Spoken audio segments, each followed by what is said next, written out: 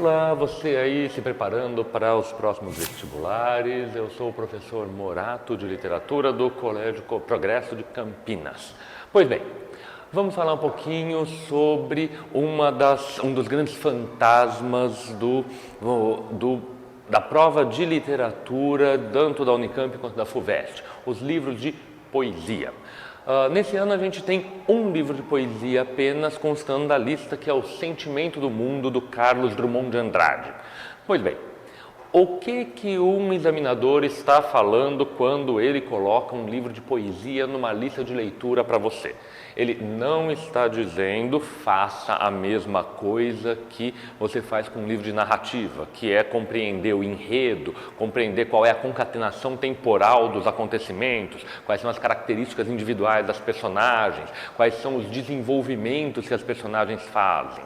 Ele não está pedindo para você decorar elementos pertinentes àqueles textos que estão sendo propostos no livro de poesia. O que um examinador está dizendo quando coloca para você um livro de poesia numa lista de leitura saiba ler poesia. Poesia é um texto que tem uma lógica um pouco diferente da lógica do texto narrativo, justamente porque o livro de poesia normalmente não é concebido numa sequência que tem que ser lida na mesma ordem. Eu posso ler então um livro de poesia em qualquer ordem? Pode, chamando atenção um pouquinho para quais os poemas que o autor acabou destacando pelo fato de colocar em primeiro lugar ou em último lugar, porque esses são lugares privilegiados dentro de uma estrutura qualquer de texto. Mas o problema é que um poema que esteja no meio do livro, não vai ser necessário que você entenda que ele ocupa determinada posição ou não, como, por exemplo, o capítulo central do livro Vidas Secas, que tem uma importância muito grande por ser central.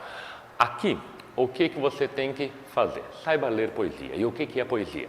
Não é um texto, como muitas vezes alguns alunos acham, que se lê de qualquer jeito, cada um tem a sua interpretação.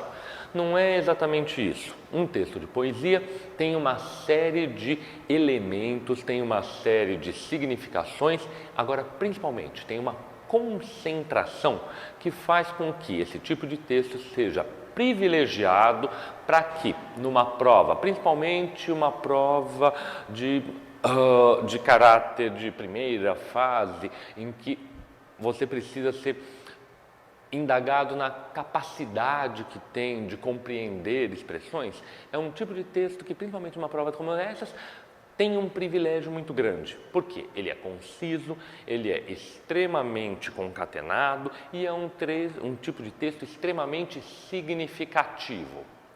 Vamos dar uma olhada num exemplo para vocês, retirado do livro Sentimento do Mundo, do Carlos Drummond de Andrade. O texto Privilégio do Mar. No terraço mediocremente confortável, bebemos cerveja e olhamos o mar.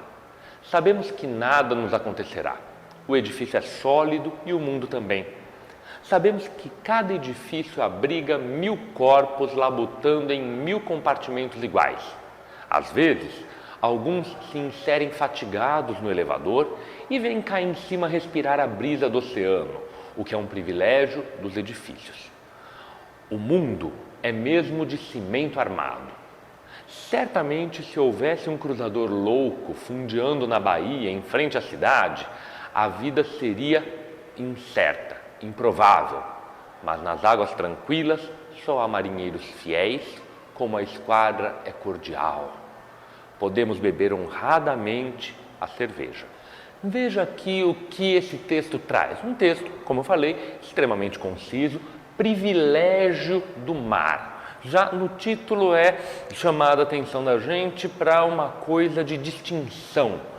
A cena que é mencionada, a cena que é descrita de alguns amigos nos quais o sujeito se insere, bebendo tranquilamente, confortavelmente a cerveja na sua cobertura. Agora presta atenção, ele introduz uma palavra que desestrutura um pouco. No terraço mediocremente confortável, que traz uma ideia de algo que no nosso senso comum tem negatividade, tem um conformismo. Sabemos que nada nos acontecerá. Esse é o ponto importante da leitura de poesia. Leia o texto, olhe as palavras que estão escritas. Agora, na medida do possível, amplie um pouco.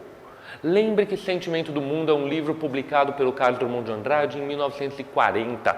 Acabou de estourar a Segunda Guerra Mundial.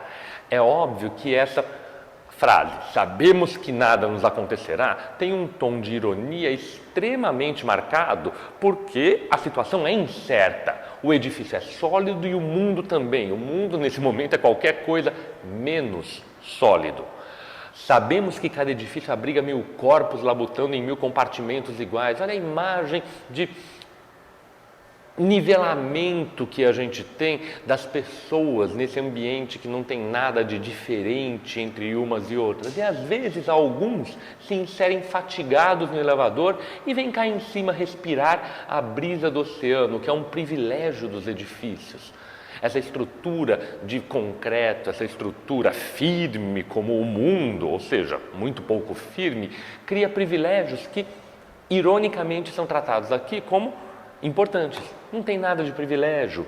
O mundo é mesmo de cimento armado, não é? Certamente, se houvesse um cruzador louco fundeando na Bahia, em frente à cidade, a vida seria incerta e improvável, mas nas águas tranquilas só há marinheiros fiéis.